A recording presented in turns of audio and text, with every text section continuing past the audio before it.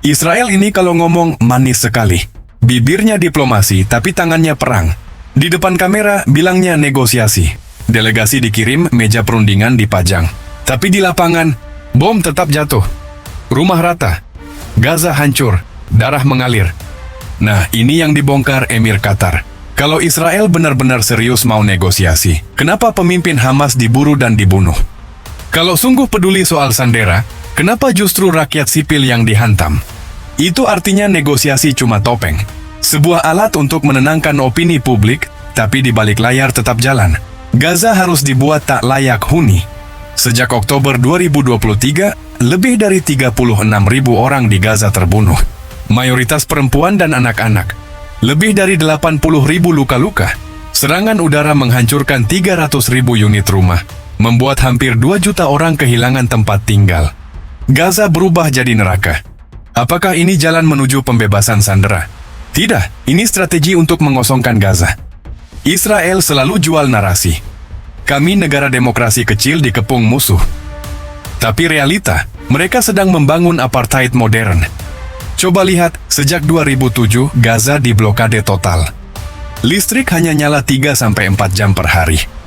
Akses air bersih, kurang dari 5% yang bisa diminum. Perekonomian macet. Itu bukan kebijakan keamanan, itu sistem penghancuran bertahap. Emir Qatar bilang ini ilusi berbahaya.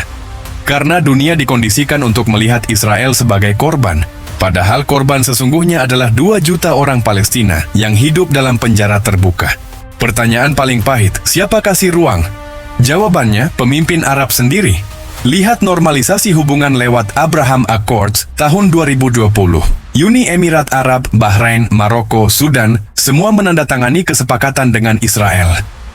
Bahkan Arab Saudi pun hampir ikut sebelum perang Gaza pecah. Jadi jangan heran kalau Israel bisa jalan seenaknya. Lawannya bukan Arab yang bersatu, tapi Arab yang sebagian sudah kompromi. Emir Qatar benar, pengkhianatan terbesar datang dari dalam. Netanyahu dengan bangga bilang, kami mengubah wajah Timur Tengah dalam 2 tahun terakhir.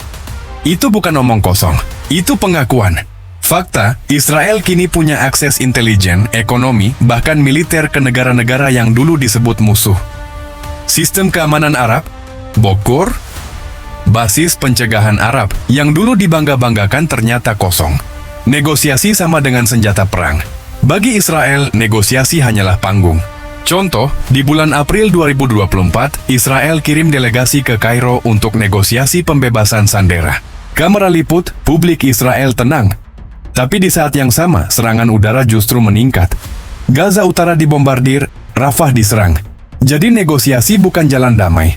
Negosiasi dipakai untuk beli waktu, mengontrol opini, sambil melanjutkan operasi militer. Data jelas, lebih dari 90% penduduk Gaza kini kehilangan rumah.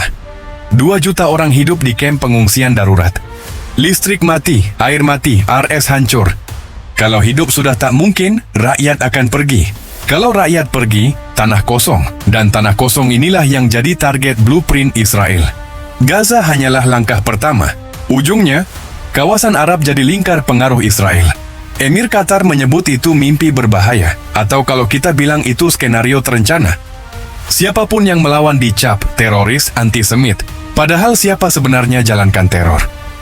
Fakta bilang, sejak 1948, lebih dari 700.000 orang Palestina terusir dari tanahnya. Itu bukan teori, itu sejarah. Tapi media besar main framing. CNN, BBC, Reuters, banyak yang pakai narasi clash, konflik, seolah-olah dua pihak seimbang. Padahal ini bukan perang seimbang, ini pendudukan sepihak. Mari buka fakta keras. Amerika Serikat sejak 1948 sudah memberi lebih dari 300 miliar dolar bantuan ke Israel. Tahun 2023 saja, paket bantuan tambahan 14 miliar dolar disetujui. Itu artinya setiap hari pajak rakyat Amerika dipakai untuk membiayai perang Israel. Eropa, negara seperti Jerman masih memasok senjata. Tahun 2022, ekspor senjata Jerman ke Israel naik 9 kali lipat. PBB, sejak 1972, Amerika sudah lebih dari 40 kali pakai hak veto untuk lindungi Israel. Sementara dunia Arab, kaya minyak, punya cadangan devisa ribuan miliar dolar, tapi tak pernah dipakai sebagai leverage. Ekonomi yang seharusnya jadi senjata, dibiarkan jadi komoditas dagang. Jelas sekarang, ini bukan sekadar Hamas versus Israel. Ini tentang bagaimana satu negara kecil dengan lobi super kuat bisa mengatur ritme politik Timur Tengah, menguasai narasi global, dan menjadikan tragedi kemanusiaan sebagai instrumen politik. Kalau dunia Arab masih sibuk pidato tanpa aksi, maka wajah Timur Tengah akan benar-benar berubah. Bukan oleh rakyatnya, tapi oleh blueprint Israel. Jadi begini, kalau dunia Arab masih bangga bikin rapat, foto bersama, baca deklarasi, lalu pulang tanpa langkah nyata, maka jangan kaget besok peta Timur Tengah digambar ulang. Digambar ulang bukan dengan tinta Arab, tapi dengan blueprint Israel. Jujur, Indonesia jangan kepedean, jangan merasa aman hanya karena jauh dari Gaza. Kenapa? Karena pola permainan Israel di Timur Tengah itu manual book. Divide and rule, pecah lalu kuasai.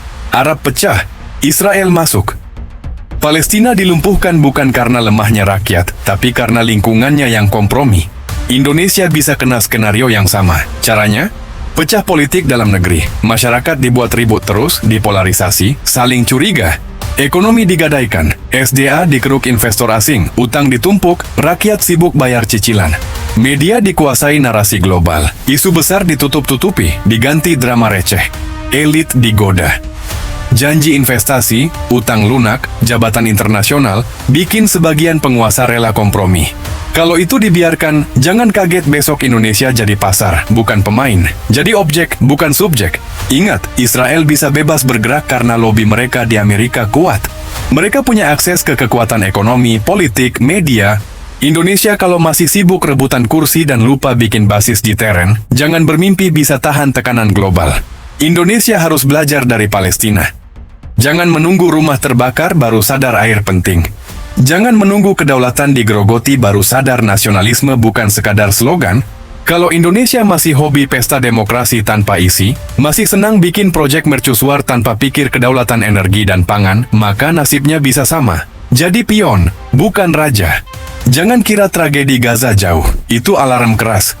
Kalau Arab bisa diatur, kalau Palestina bisa dipinggirkan, Indonesia pun bisa jadi target. Kalau kita masih sibuk perang mulut antar sesama, sibuk ribut soal hal remeh, sibuk rebutan kursi, maka blueprint asing akan jalan mulus di sini.